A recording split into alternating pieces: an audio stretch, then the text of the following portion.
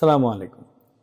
আপনারা যারা বিভিন্ন প্রকার ম্যানেজমেন্ট রোলে আছেন, বর্তমানে কাজ করছেন, লাইক ম্যানেজার, সুপারভাইজার বা ডিপার্টমেন্ট হেড, অথবা যারা এইচআর ডিপার্টমেন্ট চালাচ্ছেন, তাদের জন্য আজকের ভিডিওটা অনেক বেশি উপকারী হবে।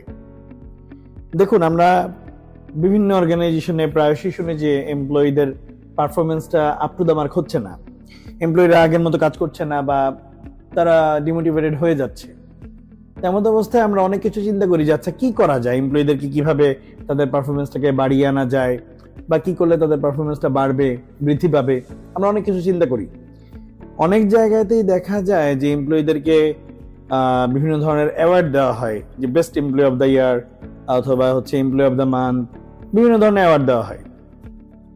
এই অ্যাওয়ার্ড দেওয়ার ক্ষেত্রে আবার আমরা চিন্তা করি যে আচ্ছা এটা তো বছরে একবার হবে, best employee of the year হবে, বা আমরা চিন্তা করি আচ্ছা best employee of the month হবে।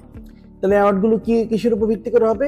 যে সবচেয়ে বেশি কাজ করবে যে, বা সবচেয়ে বেশি প্রোডাক্টিভিটি নিয়ে আসবে যে, সবচেয়ে বেশি সেল নিয়ে আসবে যে। কিন্তু দেখেন, আপনারা চাইলে ইজিলি এমপ্লয়ীদেরকে আরো নানাভাবে মোটিভেটেড রেখে তাদের কাজের প্রোডাক্টিভিটিটা বৃদ্ধি করতে পারেন। এই যে অ্যাওয়ার্ড সিস্টেমটা, এটাকে একটু জাস্ট চেঞ্জ করে কনসেপ্টটাকে বিভিন্ন ধরনের রিওয়ার্ড সিস্টেম নিয়ে আসা। রিওয়ার্ড মানে কিন্তু শুধুমাত্র যে মানিটারি হতে হবে, যে এটার সাথে অর্থ যুক্ত থাকবে, না।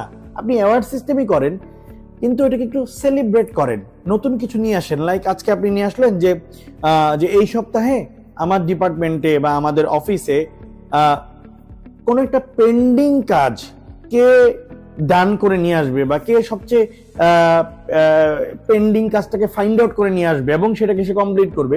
আমরা এরকম একটা অ্যাওয়ার্ড দিব যে উনি হচ্ছে ওই মানুষটা যিনি হচ্ছে আমাদের সবচেয়ে বেশি যে পেন্ডিং ছিল এমন একটা কাজকে উনি খুঁজে বের করে বা ওনার লিস্টে থেকে উনি নিয়ে এসে উনি সেটাকে ডান করেছেন।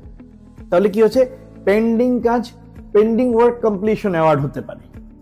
ইউনিক কিছু, পেন্ডিং ওয়ার্ক কমপ্লিশন অ্যাওয়ার্ড। আবার মনে করেন আপনি অফিসে যারা অ্যাডমিনিস্ট্রেশন ডিপার্টমেন্ট পরিচালনা করে বা অ্যাডমিনিস্ট্রেশন ডিপার্টমেন্টে যারা কাজ করে, হ্যাঁ, যারা লজিস্টিক্সে আছে, এমপ্লয়ি বেনিফিটস গুলো যারা দেখতেছে, বা অফিস ইকুইপমেন্টস, অফিস ম্যানেজমেন্ট যারা করতেছে, আপনি নিয়ে আসলেন যে আমরা এই সপ্তাহে অফিস ক্লিনলিনেস এর উপর একটা অ্যাওয়ার্ড দিব, যে অফিস হাইজিন, অফিস ক্লিনলিনেস কে সবচেয়ে ইউনিক আইডিয়া দিয়ে সেটাকে ইমপ্লিমেন্ট করতে পারবে, ক্লিনলিনেস এর উপর আপনি অ্যাওয়ার্ড দিলেন। শুধুমাত্র যে আপনি শুধু ওই যে মানে best employee of the month, best employee of the year বা এমপ্লয়ি অফ দ্য মান্থ আপনি শুধু ওগুলোর উপর বেস করে আছেন, সেখান থেকে আমি জাস্ট বলছি একটু বেরিয়ে আসেন।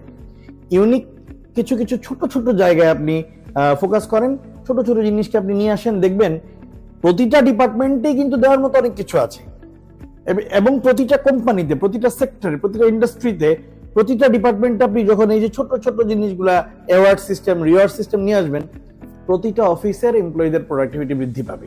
এবং এমপ্লয়ীদেরও তারা যখন তাদের সিভিটা ডেভেলপ করবে প্রফেশনালি, তাদের সিভিতেও কিন্তু তাদের মানে কাজের রেকর্ড বৃদ্ধি পাবে। আমরা যখন সিভি ডেভেলপ করি, যখন ওয়ান টু ওয়ান ডিসকাশন করি, উনি চিন্তা করে আচ্ছা আমি কি করলাম, আমি তো 10 বছর 15 বছর কাজ করলাম, কিন্তু আমি কি করলাম এই এত বছরে, এরকম চিন্তায় পড়ে যান যে আমার তো এরকম অ্যাওয়ার্ড নেই, অফিস আমাকে এরকম কিছু দেয়নি। কিন্তু এরকমটা করে যখন অফিস তাদের দ্বারা বিভিন্ন ধরনের প্রোডাক্টিভ ওয়েতে এবং ইউনিক আইডিয়া জেনারেট করে কাজ করিয়ে নিবে, এমপ্লয়ীদেরও তখন তাদের ঝুলিতে বলার মতো অনেক কিছু থাকবে এবং ওয়ার্ক এনভায়রনমেন্টটা আরো বেশি সুন্দর হবে। Thank you.